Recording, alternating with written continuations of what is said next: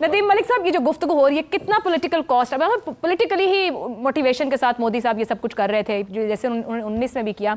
क्या political advantage होगा या इस बार उनको ये भारी भी पड़ सकता है? और दूसरा ये भी सवाल कि वजीर आजम शहबाज शरीफ क्या बताएंगे कौम को, क्या करने जा रहे हैं, क्या कर सकते हैं? एक मिनट। अच्छा आप भी हैं। सारी की सारी जंगी जो मोर्चे थे इनका विजिट किया इन्होंने मोराल देखा है सारी सरहद फिरी और मेरे ख्याल एक स्टेज पे तो लग रहा था, मुझे डर था कि आप उन्हीं के साथ कहीं शामिल ही न हो जाए। मेरा काफी दिल था, ईमानदारी की बात है। मैंने जब आप वो क्या मतलब शामिल हो जाए, हमारे बंदूक शंदूक और सब कुछ एक मौके हमारे फौजियों के साथ शामिल हो। हाँ, तो क्या है, तो एक मौके के ऊपर मैंने उन्हें कहा ये बंदूक जो है ना मुझे 2-3 राउंड उधर करके चला लेने दो, जहाद का बड़ा दर्जा है इस्लाम के अंदर, तो मैं उसमें शामिल हो जाऊंगा, कुछ तो मुझे स्वाब मिलेगा।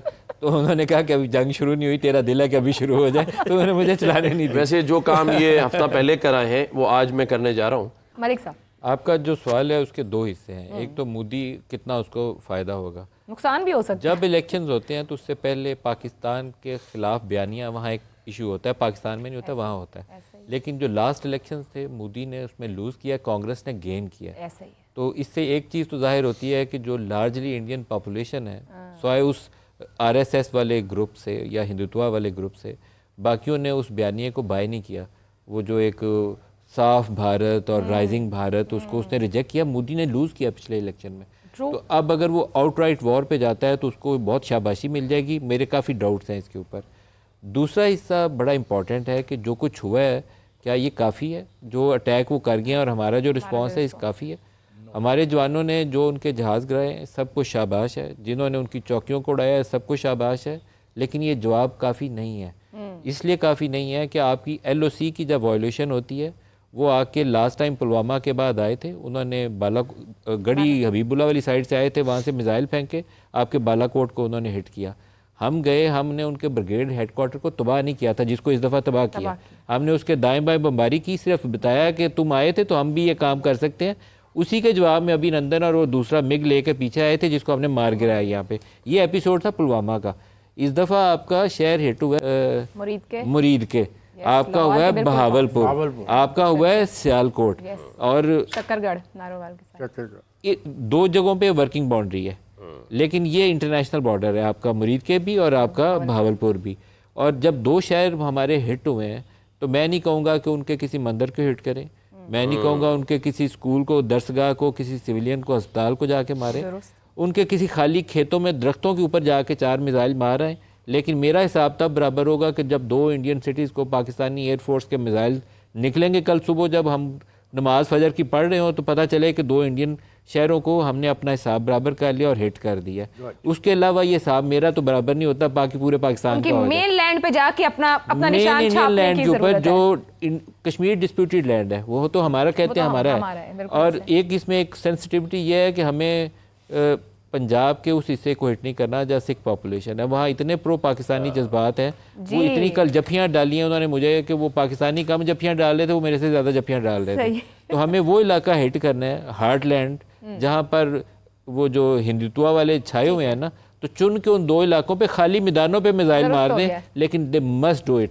नहीं सरदार साहब आप भी आए साथ, तिसोरी साहब भी चलते हैं साथ, और मैं आप सबको साथ कंपनी देता हूँ, क्योंकि पिछली दफ़ा मेरा शौक अधूरा रह गया है। तीनों चलते हैं। अब वो कैनन्स गई हुई हैं बॉर्डर के ऊपर, तो उनसे दरखास्त करते हैं कि एक गोला बटन दबाने का हमें भी मौका है। अच्छा, आपको पता है मेरी पूरी फैमिली साथ आई हुई है। नदीम साहब, मेरा 2 साल का बेटा भी साथ जाएगा, 5 साल का बेटा भी जाएगा, बेटी भी जाएगी, और हम ये जाकर दिखाएंगे। आयशा को भी साथ लेके, आयशा को साथ लेके जाना है, साथ चले। हमने ये दिखाना है कि तुमने जो भी मजाक हमारे साथ किया, हमारा बच्चा भी नहीं डरता। आज हम बॉर्डर पे खड़े, और अगर हमें इजाजत मिली तो हमें वहां आने में भी कोई दिक्कत नहीं है, क्योंकि ये जंग इस बार अगर वाले गायब ना हो गए, नहीं, इस बार जो जंग होनी है ना जी, वो पूरी कौम लड़ेगी, ये मैं आपको बता दूं। तो जंगे कौमें लड़ती इस बार हैं। हाँ, इस बार ये जो जज्बा उन्होंने हमारा जगाया है ना, ये हम पहले ही कह रहे थे कि प्यार करोगे तो प्यार करेंगे, आंखें दिखाओगे,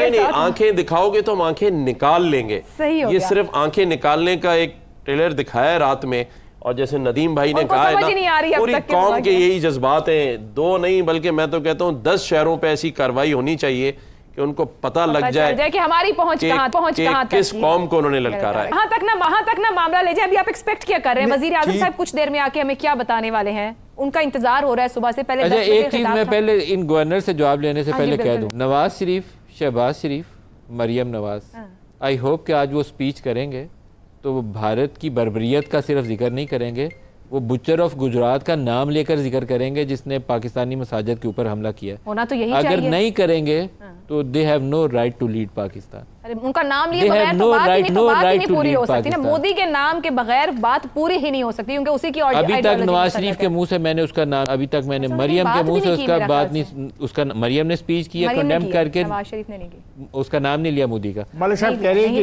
मोदी का नाम लेके मोदी का करे, उसको बोलने की जरूरत है। उसने पाकिस्तानी मसाजिद पे हमले किए हैं, पाकिस्तानी बच्चे और औरतें उसमें शहीद हुए हैं।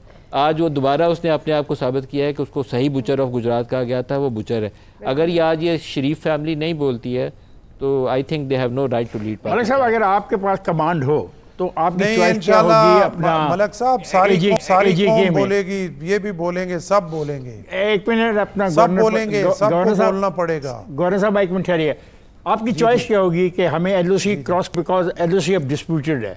कल तक तो एलओसी एक कोई चीज थी, आज एलओसी कोई चीज नहीं है। एलओसी नहीं क्रॉस करनी चाहिए, पागलपन है। लेकिन जो उसने हमला हमारे ऊपर किया उसका जवाब यह है कि उसने हमारे शहरों के ऊपर हमला किया। शहरों में हमला करें, मैं कह रहा हूं कि हमें उनकी सिविलियन कैजुअलिटीज भी नहीं करनी चाहिए, उनके मंदिरों को भी नहीं हिट करना चाहिए। तो क्या करें? हिट करें उनके शहरों को, चाहे खेतों को जाके करें, क्योंकि उसने आपका इंटरनेशनल बॉर्डर ब्रीच किया है। आपको इंटरनेशनली ये साबित करना पड़ेगा कि आपका वो इंटरनेशनल बॉर्डर ब्रीच करके अगर मरीज के में आए हैं तो आप भी जाएं, आप भी जाके उनके 2 शहरों में मिसाइल मार के आए। अच्छा, अंदर से हमारा पैनल में सबरा हो रहा है कि आप में से कौन बॉर्डर पे जा रहे हैं। नदीम मलिक भाई, नहीं, इसमें कोई जज्बे की कमी नहीं हो सकती। जवाब इंडिया से हार पसंद नहीं है, मरना पसंद है। वो तो तैयार, इस पे दो राय नहीं है। हमारी फोर्सेस की तो तैयारी और कौम की तैयारी से एक बात वो तगड़े हैं, बाकियों को जिन्होंने फैसला तगड़ा होना चाहिए। जो बॉर्डर पे खड़े हैं बड़े तगड़े हैं, जम के खड़े हैं सारे। यही तो मेरा सवाल था। कुछ आप बताएंगे प्राइम मिनिस्टर साहब क्या निकालेंगे? नदीम भाई की बात पे ये कहूंगा कि अब जो सियासत हमने करनी है ना, हमने ये नहीं कहना है कि ये शरीफ फैमिली है,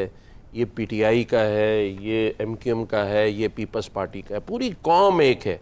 देखिए, नवाज शरीफ साहब ने ही एटमी धमाके सबसे पहले किए, ठीक है ना, पाकिस्तान में। इसी तरह से हर एक ने अपना कंट्रीब्यूशन किया है। आज पूरी कौम एक है। हर बच्चे की ज़बान पर, हर माँ के दिल में वही जज्बा है जो मरियम नवाज़ के होगा, जो नवाज शरीफ के होगा, जो आसिफ जरदारी के होगा, जो इमरान खान के होगा। मैं समझता हूँ कि हमें जब तक भारत को मुंह तोड़ जवाब नहीं दे देना, हमने पाकिस्तान में एक दूसरे के साथ सियासी बात नहीं करनी। हमारे कोई एंकर्स, कोई सियासतदान एक दूसरे पे बात नहीं करेंगे। अब सिर्फ बात होगी तो भारत पर होगी, भारत के खिलाफ होगी। आपके साथ कौन जा रहा है? मेरे अंदर से पूछे, गवर्नर साहब ने जाना है, जाने से पहले ये पूछ लो कि बॉर्डर पे कौन कौन जा रहा है। देखिए, मैं तो दावत दे रहा हूँ। मैं तो अपने 2 साल के बेटे को आज पंजाब को नहीं लेके जा रहे, आपके मीडिया इकट्ठे पहुंचाए। ये जो गवर्नर बैठे हैं ना, ये गवर्नर है मेरा भाई पहले, और मैं इनकी जितनी तारीफ करूं कम है। मैं इनको जाती तौर पे जानता हूं। ये मलाई आदमी है, ये मलाई आदमी है। इनकी दुआ लेनी चाहिए, इनकी बदुआ कोई ना ले। कता कलामी हो जाएगी। इफ्तिखार ठाकुर साहब, आप माइक के बगैर हैं प्लीज, आप आगे आए। हमारे इफ्तिखार ठाकुर साहब सबसे ज्यादा बहादुर आदमी है जी। लोग सोचते हैं मेरा कम रह जाएगा, मुझे इंडिया आज फिल्म नहीं मिलेगी, गाना नहीं मिलेगा, तो ठाकुर साहब आप पास आ जाएं जरा। देखिए, ये ठाकुर साहब आप बगैर माइक के भी बोल सकते हैं, खड़े होकर आप बात करें, आपकी आवाज ऑन एयर जाएगी। सर, हिंदुस्तान के लिए तो एक भिखारी चाहिए था, यहाँ पर तो 2 हैं। क्या बात है। आप लोग यहाँ पर जज्बात जज्बात को नहीं उठा रहे। सर, एक वॉर सिचुएशन होती है। हमारे साथ air marshal retired Masood Akhtar sahab मौजूद हैं। आपको सुने, वो आपको ये बता रहे थे किस तरीके से कॉम्बैट हुआ है। वो कॉम्बैट तो होता रहेगा, हमने कॉम्बैट कर दिया, उनके राफेल मार दिए। अब तो हमें ताकत की जरूरत है, बलबले की जरूरत है, जज्बे की जरूरत है, जोश की जरूरत है। ठाकुर साहब से सुन ले ताकि ठाकुर साहब पहले बैठ जाए। ठाकुर साहब अपनी बात पूरी कर लें। मेरे तो जज्बात और मेरी कौम के जज्बात मुकम्मल ऐसे ही हैं कि जो खेल के मैदान में नहीं आ सकते वो जंग के मैदान में कैसे? क्या बात, ये बात है, क्या बात, बिल्कुल ठीक। पूरे तैयार है हमारे जो जवान हैं। अच्छा, ये बताएं कि इन्होंने इस ऑपरेशन का नाम संदूर क्यों रखा? क्योंकि उसके बाद जो होता है वो उनके साथ रात ही हो गया। वो तो हो गया सर, फिजाई मामलात भी हो गए हैं, हवाई मामला तो हो गए हैं, अब ज़मीनी मामला होने जा रहे हैं इंशाल्लाह। और ज़मीन के रास्ते से जो भी आएगा ज़मीन बोझ कर दिया जाएगा सर। वाह, अल्हम्दुलिल्लाह। इंशाल्लाह। मेरे जवान जो सामने खड़े हैं बॉर्डरों के ऊपर, वो संगलाख चट्टाने हैं, वो बारूद से भरे हुए सीने हैं। क्या बात, फट जाएंगे सर वो। मेरा दिल ठाकुर साहब, आज आपको पता नहीं वो हमारे भाई लोग वो मस्ती करते हैं यूनिफॉर्म पहनने पे, आज आपको एक मिलिट्री जनरल का यूनिफॉर्म पहना के ना तो एक्ट करना चाहिए, जिसमें आप बताएं कि हमें कैसे रिस्पॉन्ड करना, उसी जज्बे के साथ बोलें। मैं दरख्वास्त करूंगा उनसे अभी प्रोग्राम के बाद कि आज हमें ये इजाजत दे दें। यानी हम सबको इजाजत दें कि हम सिपाहियों वाले यूनिफॉर्म पहने। एक वर्दी बल्कि आयशा को पहनाते हैं। आयशा अच्छा है सर, हमारे तो अल्फाज ही ऐसे हैं कि वो ना छोड़। गवर्नर साहब को उठना है, शायद मुझे कह रहे हैं कि पैगाम कोई देना चाहें तो। मैं बस सिर्फ यही कहूँगा कि पूरी कौम को मुबारक हो, शाबाश देते हैं हम। I love you Pakistan army, उनके सिपाही जिन्होंने वाकई हम सब इस बात को आज कह रहे हैं कि कहीं कोई कोताही की गुंजाइश नहीं छोड़ी, और यही उम्मीद हम उनसे रखेंगे और पूरी कौम रखे हुए है कि जो वहाँ से सवाल आएगा उसका जवाब तोड़ दिया जाएगा। और जैसे मेरे भाई ने बात की कि ये सीने बारूद से भरे हुए हैं, और बड़े अरसे से मैं ये कह सकता हूँ कि 1947 से आज तक ये कौम भारत के सामने सीना तान कर खड़ी है। आज तक हमने कश्मीर के इशू से एक कदम पीछे नहीं हटाया। हम वो कौम है, उनको 1965 नहीं भूलना चाहिए, और मैं समझता हूँ उनको 7 मई 2025 भी अब नहीं भूलना चाहिए।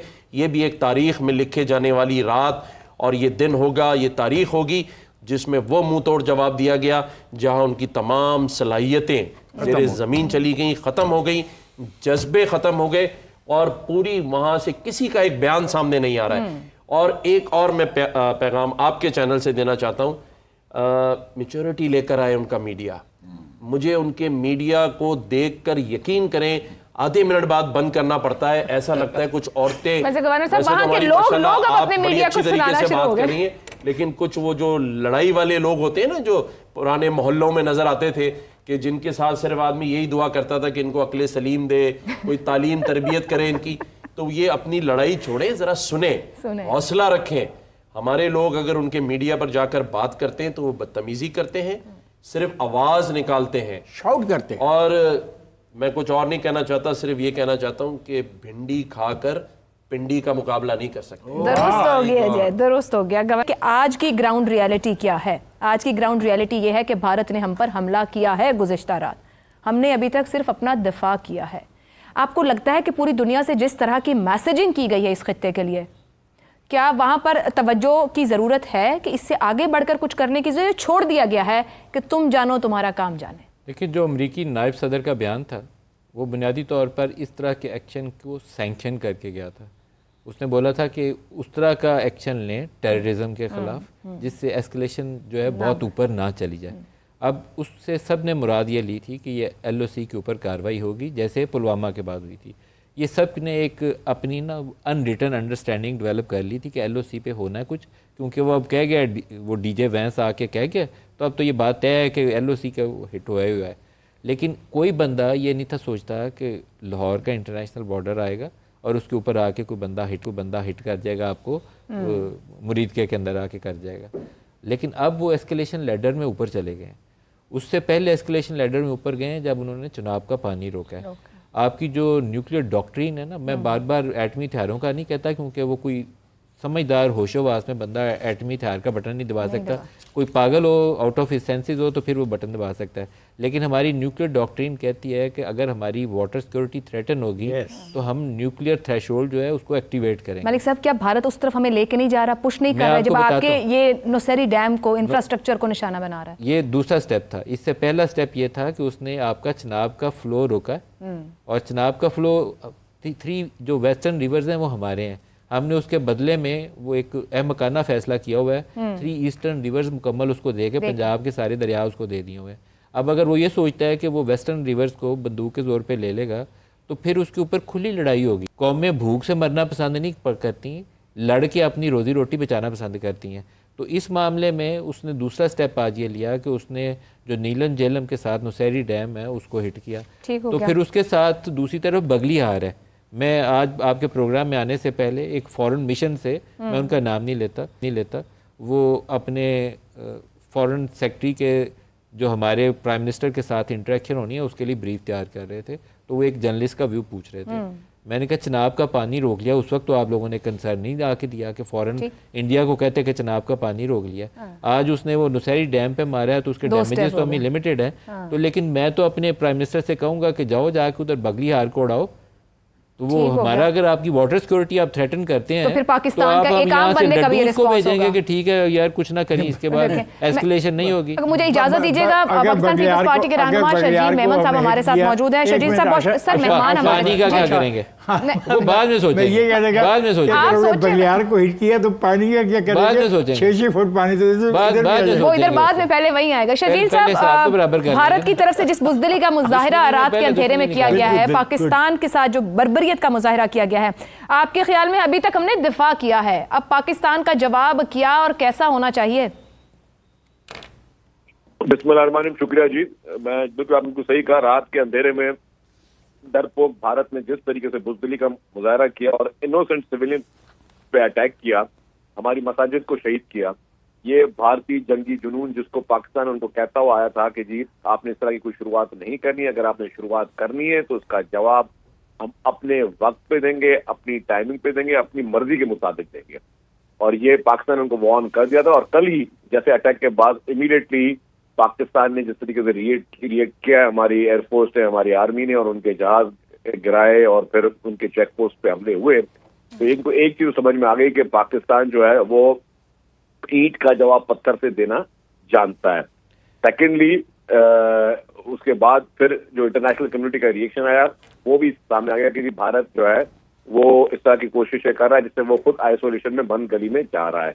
पाकिस्तान ने कभी भी शुरुआत नहीं की, लेकिन ये बात बिल्कुल वाज़ेह थी कि पाकिस्तान रिएक्शन देगा। और इस वक्त अकेली सिर्फ फोर्सेस नहीं लड़ रही है, इस वक्त आपकी 24 करोड़ आवाम जो है वो उनके जज्बात भी बहुत इस वक्त मॉरल हाई हैं और वो अपनी पूरी फोर्सेस के साथ दिल और जान के साथ खड़े हैं।